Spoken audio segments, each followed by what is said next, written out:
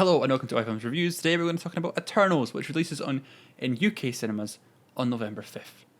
I'm Cameron, and that's Jordy Steele, and he's going to tell you a little bit about the movie. The Eternals, an ancient race of superpowered beings, are called into action by the re-emergence of their mortal enemy, the Deviants.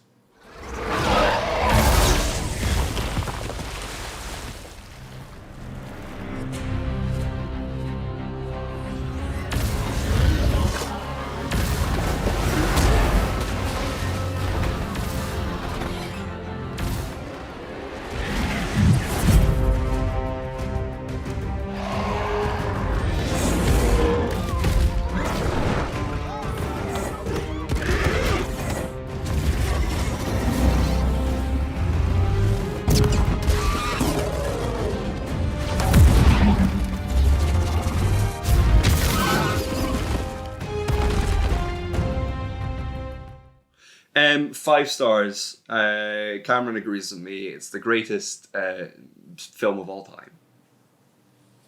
But it's not. It's probably, MCU is probably, I feel like, might be their worst output since the early days. The before Captain times. Marvel. Captain Oh, Marvel. yeah. I suppose that exists. But I wasn't as overly disappointed with it coming out as I was with this movie. Like, I started off at rock bottom of this, whereas with Captain Marvel, I sort of faded with time. The half-life of this movie has been quite quick. You know, I've just sort of slowly cooled off on it. So Chloe Zhao, she's directing. Just off of Nomadland, which currently sits at number 1 of my 2021 list, just to let you all know. I'm a massive Chloe Zhao fan. I love that movie, and I can't wait to see what she does next in the indie space. But when it comes to Marvel movies, she did what she was going to do, and I said this in an interview. She had said she's going to make a Marvel movie, not a indie movie, Chloe Academy Zhao. Award-winning movie. Yep. Yeah. And she did that. But it looks like the last Marvel movie she watched was in 2013, because it just was not to the same sort of standard we've been used to in the last couple of years, I feel. Which is just really disappointing, because I just thought she would do something really cool with it. But that didn't happen. Cameron, this film was astoundingly beautiful and amazing, and they shot the sun in real life. It was disappointing, but I still loved it. I still found it. It wasn't. People have definitely over exaggerated the scope and the epicness of this film. It did feel like a bog standard Marvel film.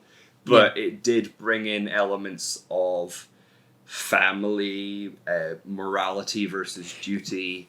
I always think, but they've done that before. Captain America did morality versus duty better than the Winter Soldier did that, and Civil War did that better, I felt, than this film.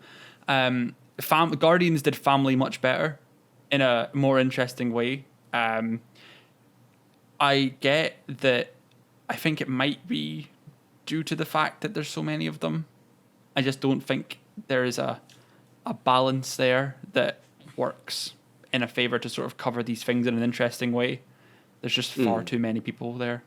But hey, sorry, I interrupted you there. But this one introduces a bunch of new characters, a bunch of new fun characters played by great actors, and most of them make it to the end. And that is going to be interesting to see how they go into the future of the MCU.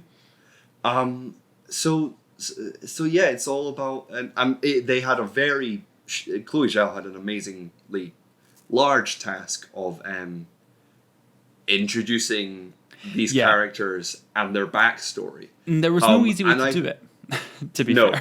I feel like she did a very good job of doing it, and it very simple for people. I keep seeing people saying that this film is too hard to understand.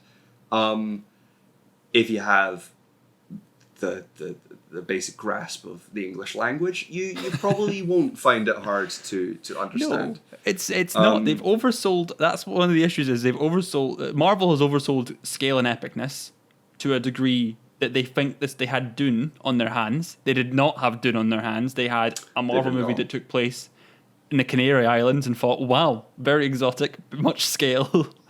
And then they had the whole. Then you've got the crowd coming out, the critics coming out of the US premiere, going, "Whoa, guys, it's just so hard to follow. It's just so hard. I don't know how we're coping with this. Oh my god!" And then we went in to see it, expected this like really highbrow Lawrence of Arabia, like years of talking, and then we got that, which was just again another Marvel movie. Yeah, it does. Yeah, it's very much. We need Guardians of the Galaxy very fast because we need space MCU again because we're just having it's just on Earth all the time, and the Marvels maybe, but with the Miss Marvel and Monica Rambeau connection, my doubts are high. So we need Guardians fast, man. Yeah. I thought that's where Eternals was going to take us. I thought it sort of does, and it implies things about the cosmic side of the MCU. But it is overall it banks on promises of the future of the MCU. Yeah. And it really does rely mostly on the actors performing their portrayals of the characters, but also the dynamics between characters. And I think they do a good job of sort of selling the fact that they are sort of a family, and it does feel like one of those. Again, it's been overdone in the superhero genre, but the family reunion, the team reuniting once again to fight this enemy. But